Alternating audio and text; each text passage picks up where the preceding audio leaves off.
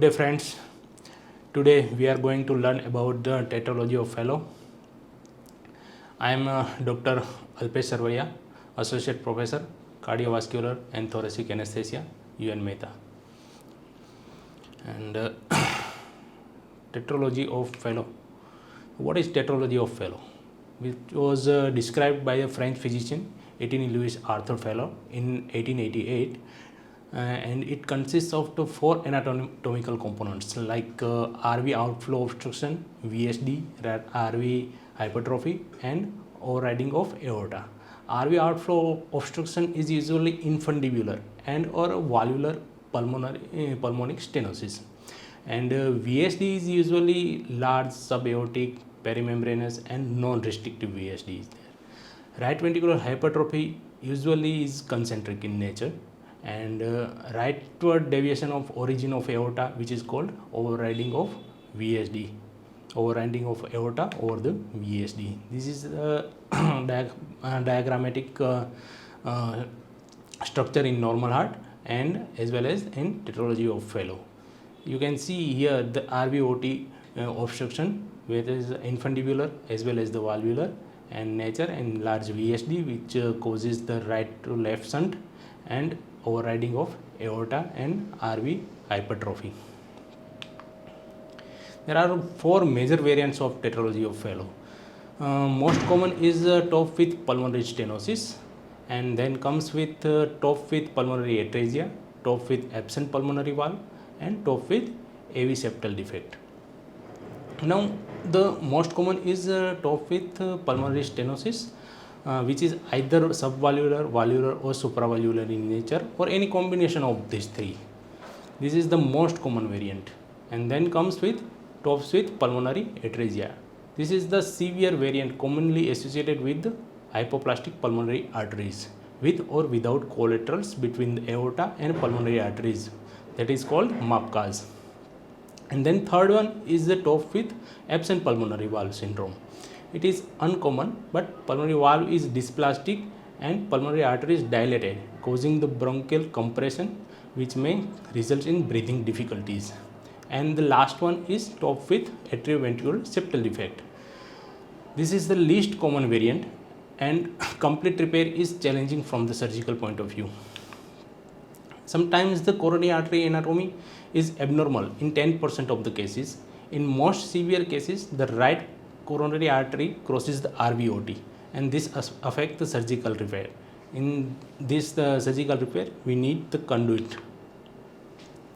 Now we are looking for the pathophysiology of and natural history of TOF. TOF is most common form of cyanotic heart disease and account for 3 to 5% of the total cases of congenital heart disease. The cause of TOF is unknown, but 25% of patients with chromosomal abnormality, which is in form of microdeletion at 11q position of 22 number of chromosomes, which may be associated with the immune deficiency syndrome like Discharge syndrome or velocardiofacial syndrome and submucous cleft palate. The clinical features of TOF are due to the reduced pulmonary blood flow and cyanosis, and are variable in nature depending on the degree of the obstruction at the RVOT. The obstruction causes deoxygenated blood to shunt from the RV to left side across the usually large VSD, which is unrestrictive in nature. There is a harsh ejection systolic murmur is present and is due to the turbulent flow through the RVOT. In most babies, the pulmonary blood flow is adequate in the first few weeks of life, but the child becomes increasingly cyanosed with age. Some babies have severely compromised pulmonary blood flow from the birth, and in case of pulmonary atresia without significant pulmonary collateral vessels, and baby will have a duct-dependent pulmonary circulation. This baby will require an early palliative pulmonary shunt like modified Blalock-Tossing shunt. Some children have minimal RVOT obstruction, and the history is more typical of the VSD with minimal cyanosis, that is called pink tat. There is no cyanosis, no or minimal cyanosis in this case if there is a RVOT obstruction is minimal. Some infants may have a dynamic obstruction at the pulmonary infundibulum. is subvalvular RVOT obstruction. This leads to hypercyanotic spells, which are classical symptoms of TOF. The child becomes in hypercyanotic spell.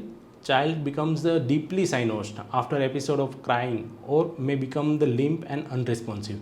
This is a sign of acute reduction in pulmonary blood flow associated with sudden increase in dynamic obstruction of the RVOT.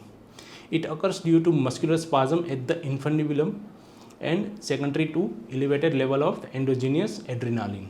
During a spell, cyanosis may be relieved if the baby is placed in knee chest position. Such baby respond well to beta blockers such as propranolol before definitive surgery is carried out. Older children with uncorrected TOF will develop the severe clubbing and may learn to squat to increase the pulmonary blood flow. This position increases the systemic vascular resistance, this is SVR, and reduce the right to left shunt across the VSD. They may be polycythemic and suffer complications of long-standing polycythemia like the coagulopathy, intracranial abscess, stroke, hyperuricemia, and neurodevelopmental delay. Adolescent and adult will have reduced exercise tolerance and are vulnerable to ventricular arrhythmias. Now, without a surgical intervention, around 50% of children of TOF will die within the first few years of life, and survival beyond the 30 years without surgery is uncommon. With corrective surgery in childhood, survival to discharge from the hospital is 95 to 99%, and almost all the children can be expected to survive to adulthood. So, the diagnosis comes with history. If the diagnosis is prenatally, antenatally, then by USG at 20 weeks of gestation, mother referred to pediatric cardiologist for the counseling, and so that the child can be assessed at the birth, and particularly if the child may have a duct dependent pulmonary circulation. And when the diagnosis is postnatally with observation of the cyanosis and or a ejection systolic murmur, later the child will become increasingly cyanosed and may develop the cyanotic spell.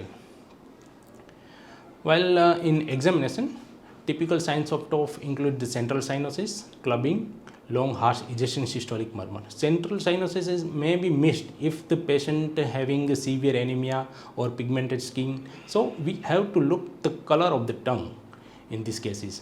The blue discoloration suggests the desaturation of less than 85%. The central cyanosis is not improved by breathing the 100% oxygen and confirmed by the pulse oximeter. Clubbing is seen usually from the 3 to 6 months of age, not at the time of birth. Long harsh ejection systolic murmur heard best over the pulmonary area and left sternal border, and thrill may be felt along the left sternal border. In older children with unrepaired TOF, look for the signs suggestive of complication of the long-standing cyanosis like stroke, intracerebral abscess, neurodevelopmental delay, or arrhythmias. Now, there are association of TOF with other disease like in Discharge syndrome, as we mentioned before. There is a 11q position deletion, microdeletion at the 22 number of chromosome. Features of the Discharge syndromes are learning difficulties, cleft palate, hypocalcemia, absent thymus, which is responsible for the frequent respiratory infection, and typical facial appearance. The patient with Discharge syndrome will require the irradiated blood transfusion, as they have absent T cells and immunocompetent white cells in donor blood may result in graft versus host disease. And the other associations are the isolated cleft lip and palate, hypospadias, and other skeletal abnormalities.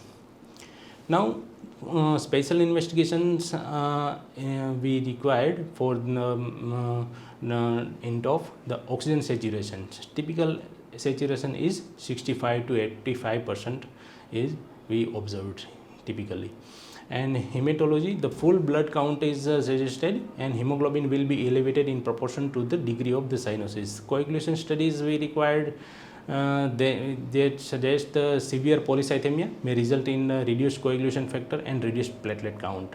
In X-ray, we see the typical boot-shaped heart due to the it is due to the RV hypertrophy and reduced central pulmonary markings. The lung fields may be oligamic, In ECG, we see the signs of right ventricular hypertrophy and right axis deviation.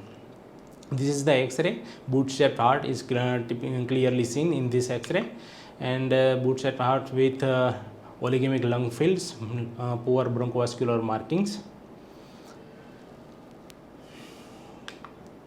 This is the ECG. There shows the RV hypertrophy and right axis deviation. Tall RA wave in V1 and upright T wave in V1, and marked right axis deviation, RS wave in 1 and AVL and QR in AVR. This is the echocardiographic proof, LV and RV. Suggest it shows the VSD and overriding of aorta across the VSD, and RV hypertrophy is there. Overriding of aorta across the VSD, RV hypertrophy. Now the management, surgical management and definitive treatment. There are the two types of management, surgical management: palliative surgery or total surgical correction. Palliative surgery in form of modified Blalock torsion shunt to secure the pulmonary blood flow, and total surgical correction is in form of VSD closure and release of infundibular RVOT obstruction in form transannular patch or main pulmonary artery patch or RVOT patch. Before going to the surgical correction, we are looking for the medical management before the surgery. Before definitive corrective surgery is carried out, the child may be managed medically. In the child with hypercyanotic spells, propranolol 0.5 mg per kg TDS increasing to 1 to 1.5 mg per kg TDS until the symptoms are controlled. Propranolol reduces the spasm of subpulmonary infundibulum. If the pulmonary blood flow is severely limited or increasing doses of propranolol fail to control the spells, the palliative shunt may be required or corrective surgery is expected. Rarely, a child with severe spell may require the intubation and ventilation and intravenous esmolol of phenylephrine prior to the surgery. Now, the management of the hypercyanotic spell. It is a life-threatening condition. Occurs more commonly between the 2 months to 2 years of life with TOF. It is due to the spasm of right ventricular outflow tract, which increases the RVOT obstruction and increases the right to left shunt across the VSD and ultimately lead to desaturation. The child are mostly vulnerable during the increasing sympathetic stimulation like crying or excessive crying or some excessive work or hyperexcitation. So we have to calm the patient in initial phase and hyperventilate with ambubag and mask, give oxygen to lower the pulmonary vascular resistance. Abdominal compression or flexion of the leg required to increase the SVR. Intravenous fluid 10 to 20 ml per kg, maximum to 50 ml per kg to reverse the hypovolemia, or soda backup may be needed 1 to 2 milliequilibrium per kg to reverse the acidosis. Esmolol 0.5 mg per kg IV or metoprolol 0.1 mg per kg IV bolus, maximum 3 doses needed. Then 125 mics per kg per minute infusion to attenuate the myocardial contractility. Fentanyl is required to 1 to 2 mics per kg IV to slow the heart rate and which blunt the catecholamine surge. Phenylephrine or noradrenaline infusion to increase the SVR and to maintain the adequate cardiac output. Avoid the dopamine and adrenaline if possible because that cause the infundibular spasm to increase. Sometimes may require the intubation and ventilatory support. Now we are surgical management. First we will look for the palliative surgery. Palliative surgery in form of modified BT shunt. A palliative shunt used to be the treatment of choice but is now rarely performed as the result of the early corrective surgery have improved. However, certain patients may benefit from the palliative shunt surgery in the first week of first weeks of months of life. There are newborn with duct-dependent pulmonary circulation, like in pulmonary atresia, marked RVOT obstruction and cyanosis, very small pulmonary arteries, or anomalous coronary artery anatomy. In these cases, we require the early modified BT shunt. Aim is to target the saturation 80 to 85% of air to allow the child to grow adequately before the definitive surgery is undertaken. Signs that the child is outgrowing the shunts are increasing cyanosis or return to the earlier symptoms of breathlessness, fatigue, failure to thrive. These are the different shunts across the systemic and pulmonary circulation.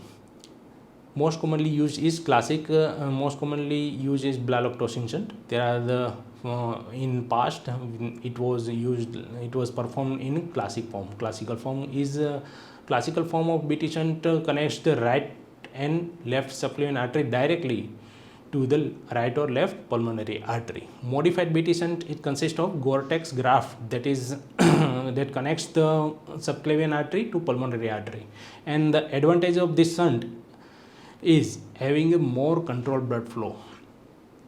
Then historical other shunt are important to know. Watterson shunt connects the ascending aorta to the main or right pulmonary artery, and Port shunt connects the descending aorta to pulmonary arteries. Now, blaloctosin shunt. It was first described in 1940s. Classical BT shunt was a direct anastomosis of subclavian artery to pulmonary artery. The modified BT shunt comes in 1970s. It is the right or left subclavian artery to branch pulmonary artery with a Gore-Tex shunt. Now, the anesthesia for the modified BT shunt. BT shunt is usually inserted to increase the blood flow to the lungs. The size and length of the shunt determine the amount of the blood flow to the lungs. It prevents and prepare to manage a hypercyanotic, and we have to prevent and prepare to manage the hypercyanotic spell during the surgery. If the duct-dependent circulation is there, duct patency should be maintained with the prostaglandin infusion intraoperatively. We have to continue the prostaglandin infusion throughout the surgery. The shunt is performed via thoracotomy, usually right or left, but occasionally shunt insertion may be performed on bypass if the anatomy is difficult or pulmonary blood flow is critical. So, in this case, we have to do sternotomy, not thoracotomy. The requirements for the anesthesia include the unit of blood cross match, which has to be available. It may not be required. Balanced anesthesia with intubation and ventilation. Post-operative intensive care is usual. Provide intra-op analgesia with fentanyl up to 10 microgram per kg, and post-operative fentanyl infusion for the analgesia. Full invasive monitoring with the central line and arterial line as usual, and surgeon will clamp the subclavian artery during the shunt insertion, so the radial artery on that side should be avoided. Femoral is preferred better than the radial, or other side of the radial is preferred. For non-bypass cases, small dose of heparin like the 100 international unit per kilogram is required before the side binding clamp is placed on a pulmonary artery. Phenylephrine is usually used to increase the systemic vascular resistance and ensure the adequate pulmonary blood flow. Inotropic agent and bicarbonate therapy may be required to reverse the low cardiac output and acidosis. All the patients are transferred to ICU intubated, and brief period of ventilator support and ET suction expands the atelectatic lung. Extubation occurs 2 to 3 hours after the rewarming, and assessment of the efficacy of shunt, and there is if no drain output. If the shunt is too big, that may lead to relatively excessive pulmonary blood flow and high saturation, described as pulmonary overcirculation. These are the complications, the overcirculation through the overflowing shunt. In this case, we will see the edematous lung in X-ray, heart failure, and poor systemic perfusion. The current trend would be to place a big shunt as possible as and allow the baby to grow into it, and meanwhile managing the circulation with diuretics. Big shunt may lead to difficulties when ventilation is weaned. The shunt may occasionally be clipped or taken down. This may need to be done quickly, and if the diastolic pressure is compromising the coronary circulation. The pulmonary overcirculation may also present with systemic hypoperfusion. This may be revealed with low blood pressure, low mixed venous saturation, and rising base excess and lactate in ABG. If the shunt is too small, the baby will desaturate, and inadequate pulmonary perfusion will lead to the hypoxia and poor oxygen delivery to the tissue. This is the block shunt. Obviously, there is a careful balancing act between the pulmonary and systemic perfusion. When the BT shunt is inserted, there is a dramatic changes in the physiology from the pre-operative state. The immediate post-operative period is a time where the incidence of the shunt failure is high. This can present acutely with the precipitously dropping saturations, and acute shunt failure is usually secondary to the shunt clotting or there is a kinking. Shunt blockage is usually due to the shunt blockage due to clotting or shunt kinking. This is an emergency situation. The incidence of the shunt thrombosis is reported at 12%. The prevention of the clot formation with the shunt is controversial. Some studies have suggested as the aspirin may reduce the rate of shunt thrombosis, while others have failed to prove this. The use of heparin post-operatively is also controversial. Some believe the unnecessary and may be linked to the causation of seromas. Now, anticoagulant management for the shunt surgery. Introduction of anticoagulant therapy with the heparin should be instituted as soon as safely possible after the surgery, after confirming the drain output is not significant. Have to confirm with the surgeon and at a handover time that are not a specific reason to avoid the following the standard approach. Commons the heparin with the bleeding is not an issue, and chest drains are bleeding less than the 3 ml per kg per hour, and post-operative APTT is less than 60. The standard heparin regimen for the prophylaxis.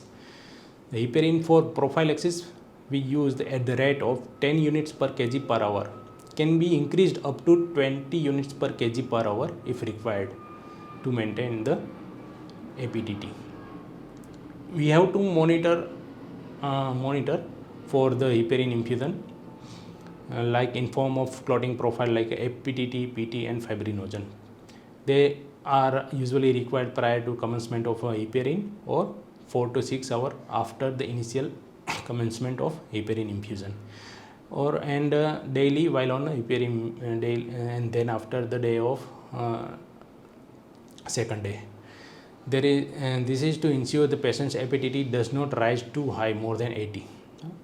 Platelet count has to be done daily. If the platelet drops by more than 50% from the baseline, consider a heparin-induced thrombocytopenia. This is most likely 5 to 10 days of the treatment. However, there are many other reasons for the thrombocytopenia we have to keep in mind, like the NEC, necrotizing enterocolitis or infection. Notify the consultant for that, and consider HIT antibody screening test. Now, therapeutic heparin regimen. If we suspect the shunt blockage due to thrombus or clotting, then we have to consider for the therapeutic heparin regimen. It is not used routinely but specific on if there is a thrombosis or shunt blockage is there. We have to titrate the heparin to achieve the APTT between the 60 to 90. Loading dose is not required if recently returned from the OT. If the APTT is less than 50, the initial loading dose of 50 units per kg over 10 minutes, and if the APTT is 50 to 90 second, then 20 units per kg per hour infusion directly, and check the APTT in 4 hours. This is the table. Usually we are going to manage this case of shunt blockage according to APTTs. If APTT is less than 50, then bolus of heparin 50 units per kg is need, and no need to stop the infusion which is already running, but have to increase the infusion 10% and repeat the APTT after 4 hours. If the APTT is 59, then no need of bolus, no need to stop or increase the rate of infusion, but we have to just check for after APTT 4 hour. We have to check the APTT after 4 hours. If the APTT is 60 to 90, then no need to stop the infusion, but check the APTT next day. If APTT 91 to 99, then check the APTT after 4 hours. If APTT 100 to 120, then stop the infusion for 30 minutes, decrease the rate 10% and need to recheck the APTT after 4 hours. If APTT more than 120, then infusion has to be stopped for 60 minutes and rate change has to be decreased 15% and recheck the APTT after 4 hours. Most importantly, any change in heparin doses should be followed by a repeat loading profile at 4 hours. The need for more than 30 units per kg per hour of heparin to achieve the APTT should be made known to the consultant. Consider measuring anti-10A level and antithrombin 3 level. This may be age dependent. It is not usual for the child less than 1 month to require the 28 units per kg per hour to achieve the therapeutic APTT level. Once the APTT is achieved and the heparin infusion is stable, once daily clotting profile is acceptable. Now the aspirin must fulfill the following criteria to start the aspirin. Chest is closed, major intracardiac lines like pulmonary artery or left atrial lines has been removed, pacing wires usually out, and tolerating the feeds. There is no brownish aspiration from RT. Aspirin is commenced at 3 to 5 mg per kg, maximum 75 mg once daily. Continue heparin until the second dose of aspirin is given. Then we have to stop the heparin infusion. There is a respiratory management after the dalactocin shunt. It may require the ventilation at least overnight.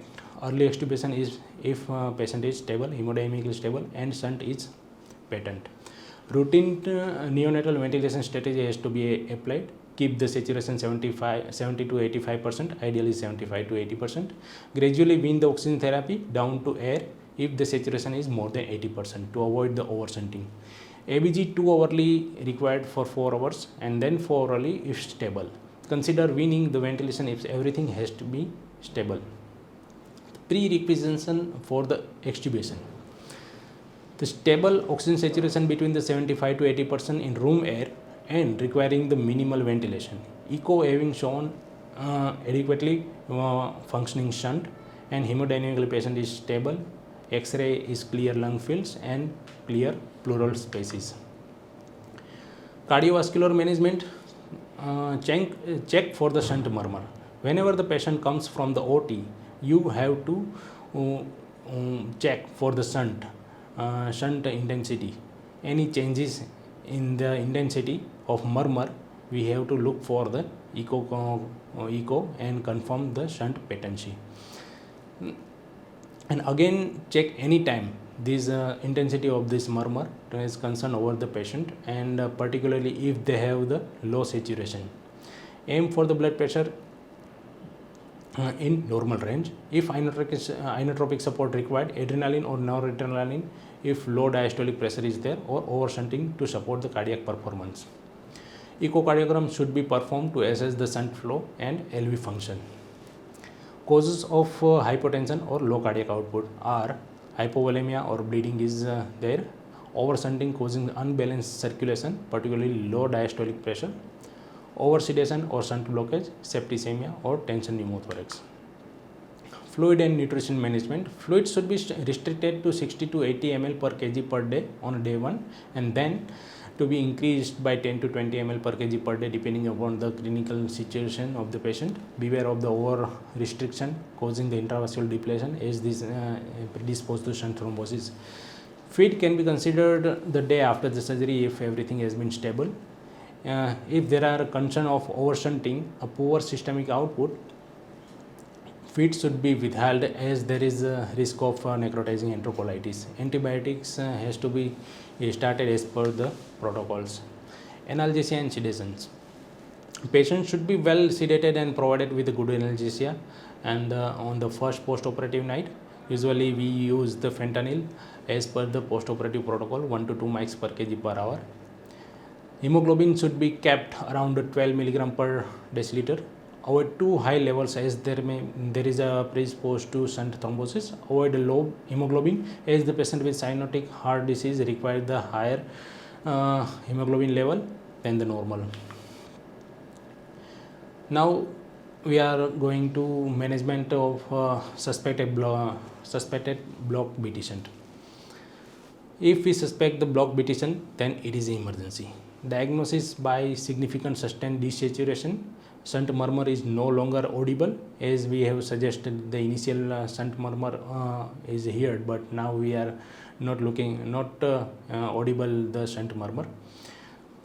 QPQS, for QPQS we require the ABG and VBG simultaneously at the same time. If QPQS is less than 1, then suspect for the BT shunt. More definitive diagnosis, for more definitive confirmation, we look for the echocardiography. QPQS formula is SaO2 minus SpO2 divided by 96 minus SaO2. Most likely, shunt thrombosis most likely to occur in a new shunt or in a dehydrated patient known to have shunt. It is also more likely if the flow is competing with the PDA, if PDA is simultaneously kept open. Then check for the obvious. The desaturation can frequently be respiratory in nature. DOPE, displaced, we have to look for the displaced ET position, obstructed ET, pneumothorax or equipment failure. We have to look first for these causes for the desaturation. This will be followed by the hypotension, and in the worst case, if not resolved, this will lead to death if the shunt is blocked. Now we have to resuscitate CAB, request urgent echocardiography, and inform the surgeon and cardiologist as well as. Do not wait for the echo. If the suspicious start the management and escalate it as necessary.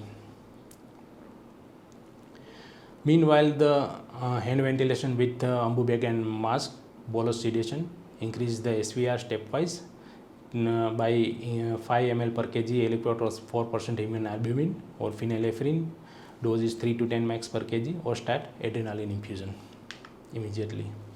To reduce the PVR, we have to give the oxygen and sedate and countries have to ventilate and with paralysis, and hand ventilation with ambu bag and mask decrease the PCO2. Hyperventilation by aim is alkalosis and give oxygen to reduce the PVR. Bolus heparin, as we have suggest therapeutic heparin by 50 units per kg. Start heparin infusion at 20 units per kg per hour, or increase the heparin infusion if already running. Start prostaglandin if the patient is neonate, and consider the second bolus of heparin 50 units per kg, and consider the tissue plasminogen activator like alteplase, and early surgical intervention has to be commenced. Excessive pulmonary blood flow. Now the management of the pulmonary overcirculation. Excessive pulmonary blood flow and high saturation described as pulmonary overcirculation. This is the more common if the ductus arteriosus is still open and may resolve as the duct is closed. Pulmonary overcirculation become more problematic when the ventilation in wind. We see the difficulties while on weaning. The diagnostic clues are the relatively high saturation, QPQS ratio is more than 1.5, chest X-ray showing the edematous lung, low mixed venous saturation, rising lactate, increasing base deficit, and often tachycardia is there. Signs of right heart failure like the large liver, ascites, which are usually a late sign. May have a relatively low mean blood pressure and widening core and peripheral temperature gap. decrease splanchnic and then the cerebral saturation. Important to review the diastolic pressure. If low, it may compromise the coronary flow. Look for the signs of ischemia in ECGs. Treatment of over circulation. If this over circulation is mild, then only by the fluid restriction and diuretics it will manage in adequately. If moderate overflow is there, then we have to manipulate the pulmonary and systemic vascular resistance, SVR and PAR manipulation which required. If the ECG changes are present, this is an emergency, and repeat the echocardiography and 12-lead ECG. To increase the PVR, we have to reduce the oxygen to FiO2 at the 21% and increase the PEEP. Allow the PCO2 to rise gently. Permissive hypercapnia, we have to cap the PCO2 around 45 to 55, and we have to simultaneously reduce the SVR by considering the reducing the vasopressor therapy slowly, and consider the vasodilatation like milrinone or SNP. Over circulation may also be present in conjunction with the low cardiac output state, therefore inotropes may be required. The shunt may occasionally need to be clipped or taken down if there is a not managed with this medical management. This may need to be done quickly if low diastolic pressure is compromising the coronary circulation, like ECG changes. We have seen the two complications, major complications, shunt blockage and shunt overflowing. Other form of complication after the BT shunt, modified BT shunts, are the hemorrhage from the anastomosis site may lead to hemothorax. Shunt infection is rare, but results in features of the sepsis with elevated CRP or total count. Seroma is other complication due to the Gore-Tex shunt mesh vat, and seroma will happen seen on X-ray or echo. Chylothorax due to thoracic duct damage, vocal cord palsy due to recurrent laryngeal nerve damage, and diaphragmatic palsy due to the phrenic nerve damage. Now, prior to discharge for the patient of modified BT shunt, whenever a child with a BT shunt develops an illness where they may be become dehydrated at the home, like in like gastroenteritis, diarrhea, vomiting, or has a decreased oral intake or increased sweating, and there is a risk of shunt thrombosis, they will need to increase the oral fluid like in ORS if tolerated, or early IV fluid has to be commenced. Parents should be warned of this prior to the discharge and told to seek the medical help as early as possible. Also, if there is if their child have become blue, then need to take them to the hospital immediately, as it may indicate the shunt blockage. We have to train the parents for this complication. Now we will look for the definitive correction of the TOF in second part. Okay, thank you.